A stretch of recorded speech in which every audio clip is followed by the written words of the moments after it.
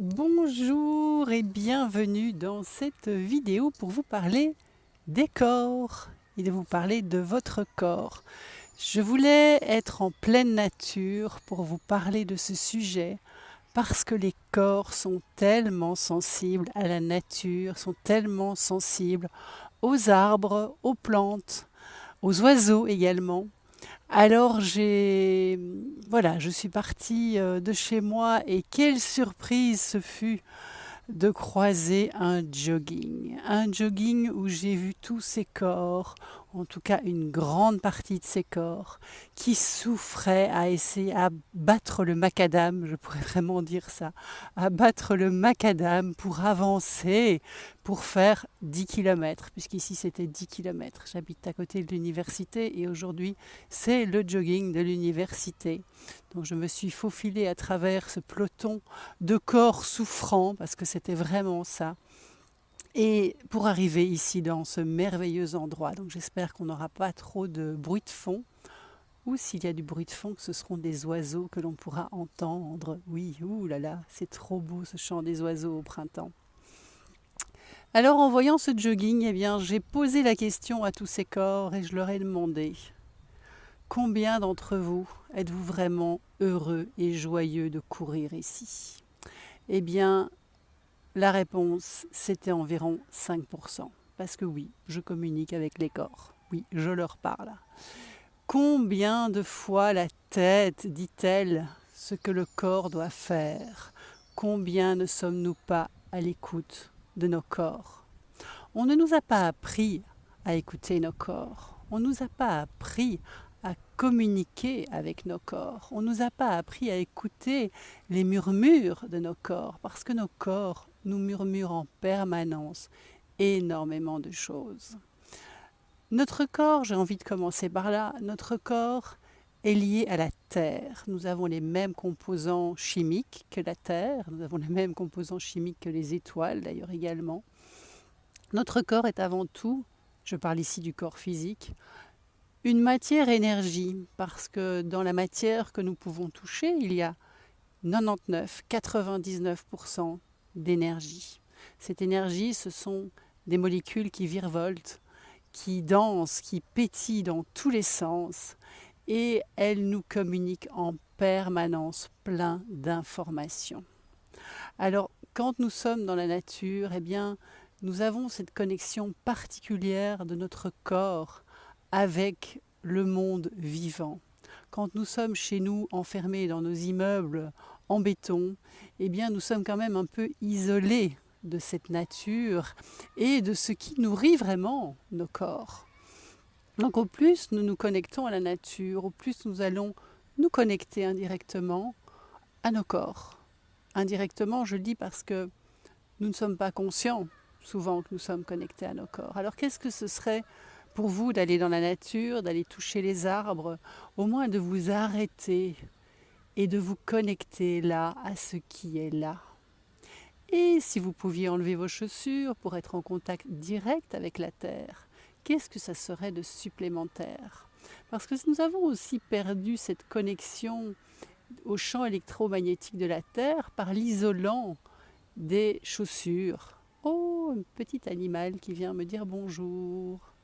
Une sorte de un petit mulot probablement.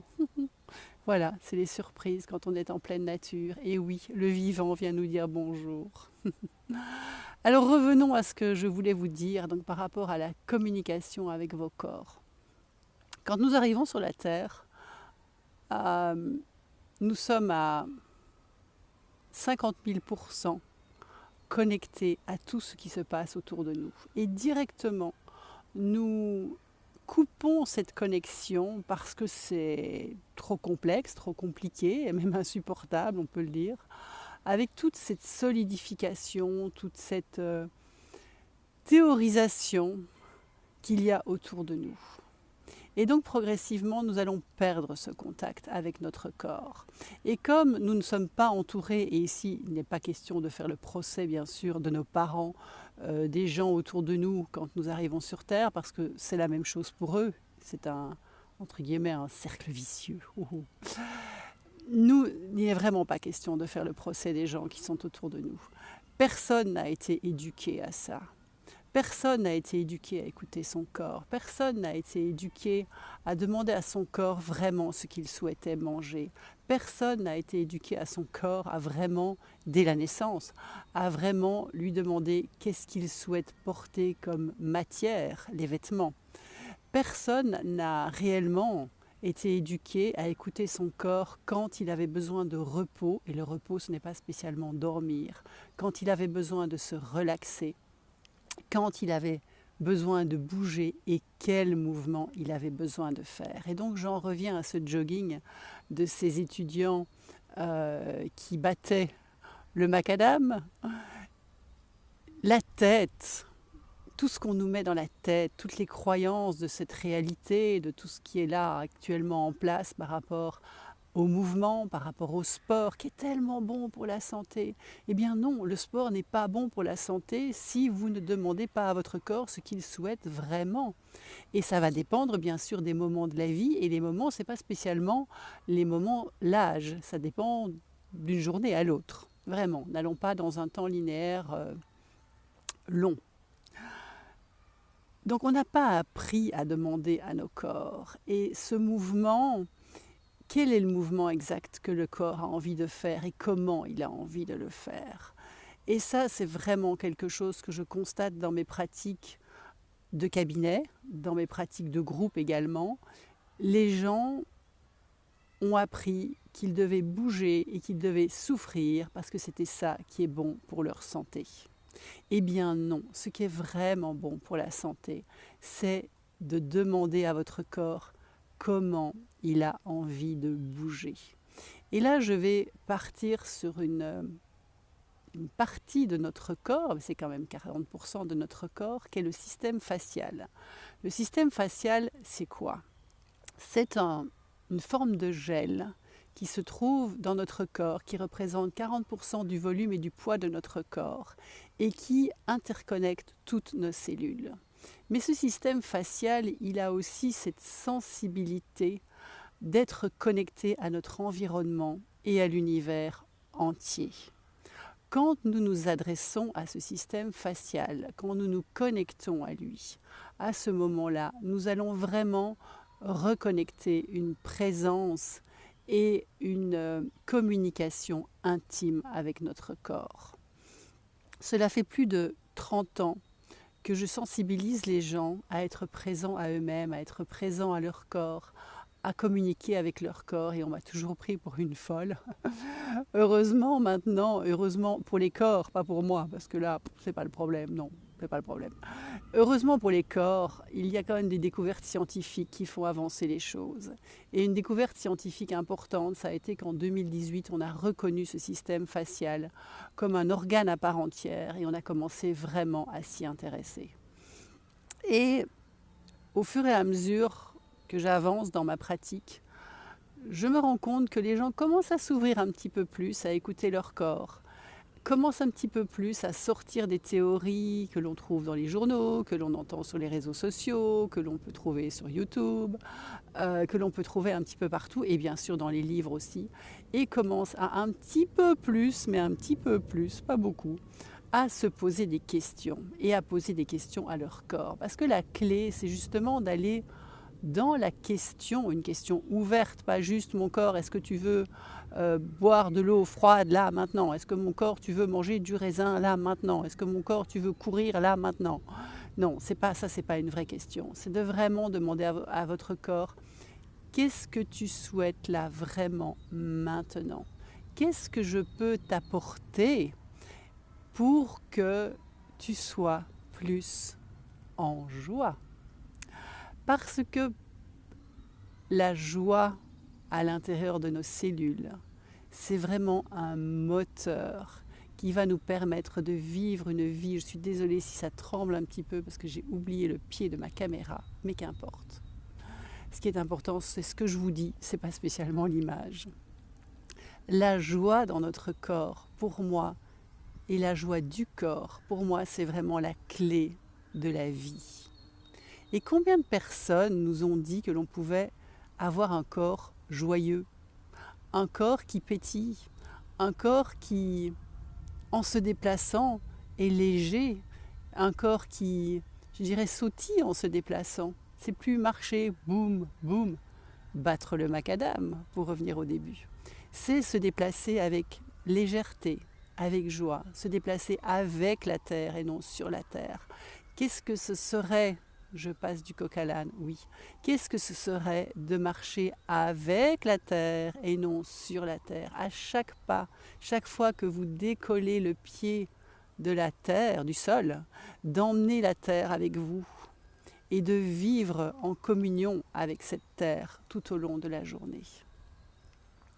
Alors je reviens à notre corps et à la joie du corps. On ne nous a pas appris à écouter les murmures de notre corps, parce que notre corps, il murmure en permanence.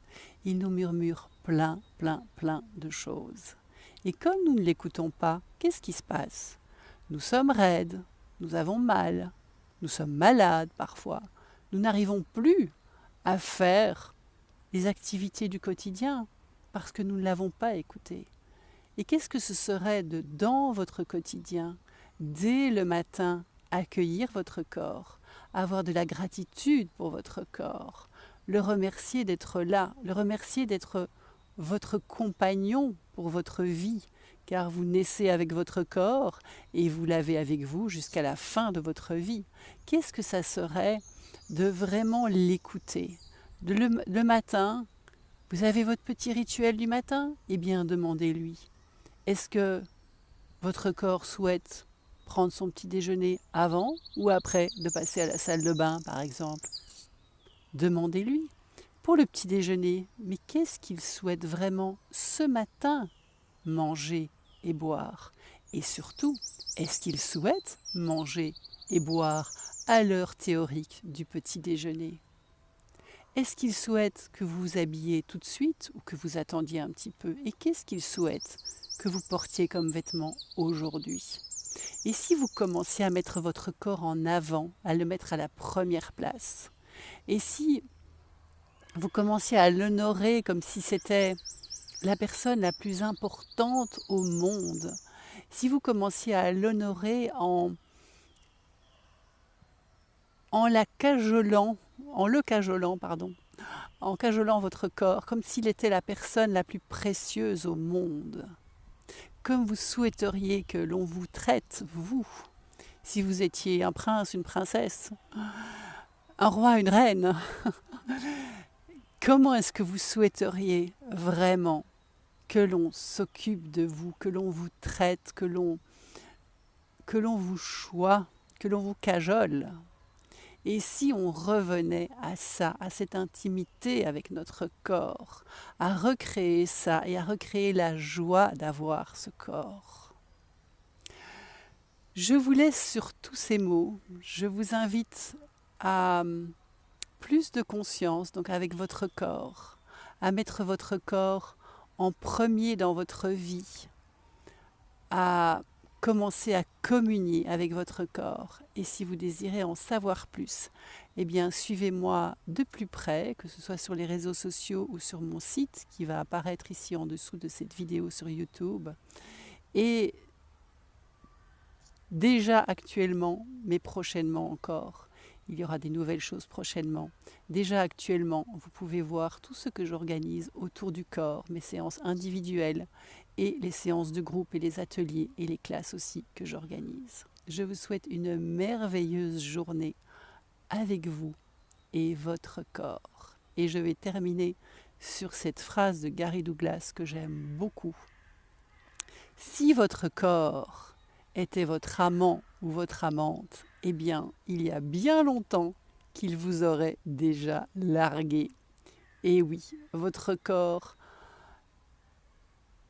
vous est tellement dévoué qu'il accepte tellement de choses. Et si c'était le moment maintenant de le mettre en premier dans votre vie? Je vous souhaite une merveilleuse journée.